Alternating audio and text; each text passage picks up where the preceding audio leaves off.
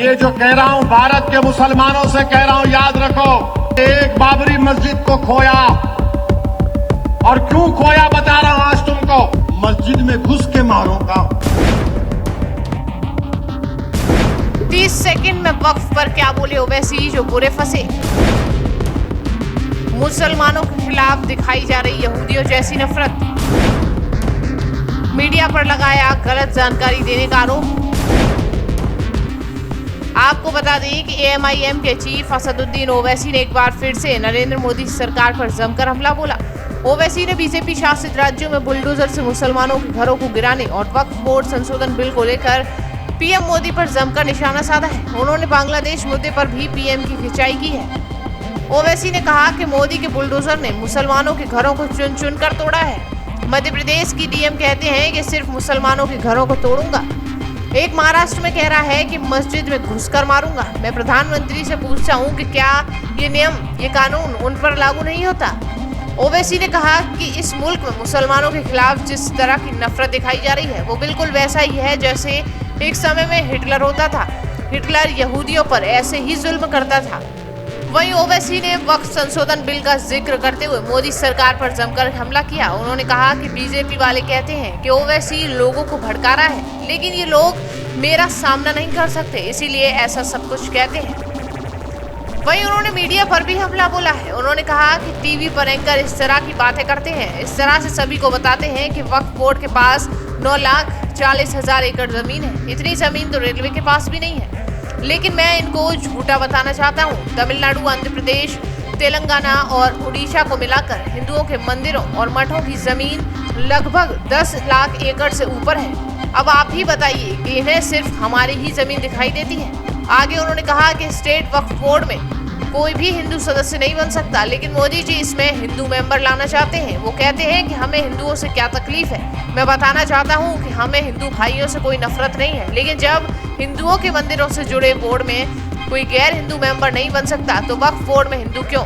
वहीं ओवैसी ने बांग्लादेश के मामले पर भी मोदी सरकार पर सवाल उठाए हैं। उन्होंने कहा कि बीजेपी वाले कहते हैं कि ओवैसी बांग्लादेश पर नहीं बोलते, लेकिन मैं कहना चाहता हूँ कि वो जो कर रहे हैं और वहाँ जो भी हो रहा है उसके लिए मोदी खुद ही जिम्मेदार है। वो बांग्लादेश को छोड़कर शेख हसीना को शरण दे रहे हैं। मोदी ने शेख हसीना को क्यों बुलाया? बांग्लादेश हमारा पड़ोसी है, वहाँ पाकिस्तान पैर जमाएगा तो हमारे लिए ही दिक्कत होगी। वो आतंकवाद फैलाएगा। बांग्लादेश से दोस्ती करने की जगह वो शेख हसीना को तवज्जो दे रहे हैं। ये लोग बांग्लादेश से क्रिकेट मैच खेलते हैं, लेकिन ओवैसी से पूछते हैं कि हिंदुओं पर हमले हो रहे हैं और आप क्यों नहीं बोलते हैं? अगर विरोध करना था तो आप क्रिकेट भी नहीं खेलते उनके साथ। कि मैं अल्लाह के रसूल सल्लल्लाहु अलैहि वसल्लम की अजमत के लिए एहतजाज किया। एक 20,000 स्क्वायर फुट का घर क्या, ऐसे 10 घर में आका पर कुर्बान करता हूं। मगर मेरे भाई हाजी शहजाद अली का नुकसान हो गया। नए घर में सामान रख रहे थे, बीजेपी की जालिम हुकूमत ने घर को तोड़ दिया। मोदी के बुलडोजरों ने मुसलमानों के घरों को निस्तो नाबूद कर दिया। मोदी के बुलडोजरों ने मुसलमानों के घरों को चुन चुन कर, एक महल्ले में 20 घर है तो एक मध्य प्रदेश का DM बोल रहा है कि सिर्फ मुसलमानों के घर को तोड़ूंगा,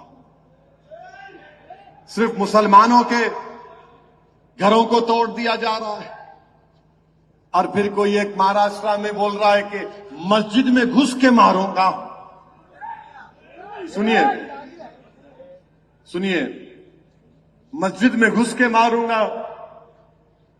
प्राइम मिनिस्टर, क्या कानून उस पर लागू नहीं होगा जो कह रहा है कि मस्जिद में घुस के मारूंगा? क्यों कह रहा है वो? क्योंकि जानता है कि मोदी इख्तिदार पर है, इसीलिए मस्जिद में घुस के मारूंगा। मेरे भाई, इस मुल्क में मुसलमानों के खिलाफ जो नफरत के मुजाहरे किए जा रहे हैं, मैं बार बार कह रहा हूं, ये वही तारीख को दोहराई जा रही है जो हिटलर के जमाने में होती थी। हिटलर के जमाने में हिटलर यहूदियों पर ऐसा ही जुल्म करता था। इनके घर को तोड़ दो, इनके कारोबार को तोड़ दो, इनको मुल्क का दुश्मन करार दो, इनके खिलाफ पिक्चरें बनाओ। अब तो जजेस भी बोलना शुरू कर दिए, लॉर्डशिप भी बोलना शुरू कर दिए। मेरे भाई जागो, मुत्तहिद हो जाओ। ये नफरत जो मुसलमानों के खिलाफ पैदा कर दी गई है, अब कोई बोलने के लिए तैयार नहीं है।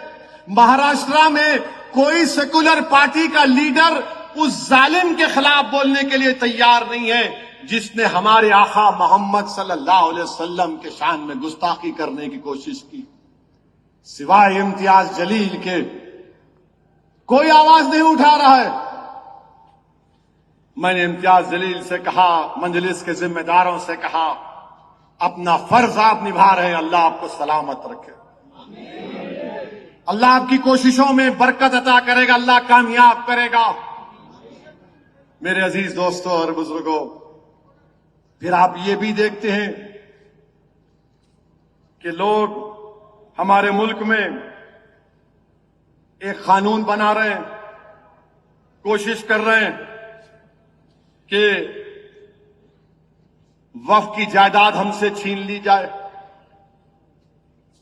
मैं बार बार कह रहा हूं, बीजेपी वाले बोलते पूरे मुल्क में ओवैसी जाकर लोगों को उकसारा, उन्हें ही बोल रहा मस्जिदें छीन लेंगे, दरगाह छीन लेंगे, कब्रस्तान छीन लेंगे, ईदगाह छीन लेंगे, जमीनात छीन लेंगे। बीजेपी वालों, तुम मेरी सच्चाई का सामना नहीं कर सकते। मैं जानता हूं तुम्हारी हरकतें क्या हैं। ये जो कह रहा हूं भारत के मुसलमानों से कह रहा हूं, याद रखो, हमने एक बाबरी मस्जिद को खोया, और क्यों खोया बता रहा हूं आज तुमको। ये जो कानून मोदी लाए हैं, बिल लाए हैं, कानून नहीं बना अभी, इसमें वक्फ बाय यूजर है, यानी आप किसी चीज को इस्तेमाल करते हैं तो उससे उसके इस्तेमाल पर वो वक्फ हो जाती है। मिसाल के तौर पर एक कब्रस्तान है, तदफीन हो रही, वक्फ की हो जाती बरसों से। मस्जिद है, जिस अंग्रेजी का वर्ड है टाइम इमेमोरियल से आप नमाज पढ़ रहे हैं, वक्फ बाय यूजर है। ईदगाह है। तो अब मोदी क्या किए, वक्फ बाय यूजर को निकाल दिए, और मोदी ये बोल रहे कि आप रजिस्टर्ड डीड से अब आप वक्फ करना, यानी जितने वक्फ की प्रॉपर्टियां हैं, 33,000 वक्फ की प्रॉपर्टी तेलंगाना में। तो मोदी ये बोल रहे कि अब ये कानून जब खुदा ना खास्ता बन गया तो ये 33,000 वक्फ की प्रॉपर्टीज जो तेलंगाना में है, इसमें 90% के पास डीड नहीं है, रजिस्टर्ड डीड नहीं है, तो वो क्या होंगे, वक्फ नहीं रहेंगे ना वक्फ। जब कानून बोलेगा कि रजिस्टर्ड डीड लेकर आओ, रजिस्टर्ड डीड नहीं है। अगर आपको जाके बोलेंगे कि मक्का मस्जिद का डीड लेकर आओ, मक्का मस्जिद पुरानी है, कितनी पुरानी है, 100 साल, 200 साल, 300 साल, करीब 400 साल पुरानी है, 400 साल।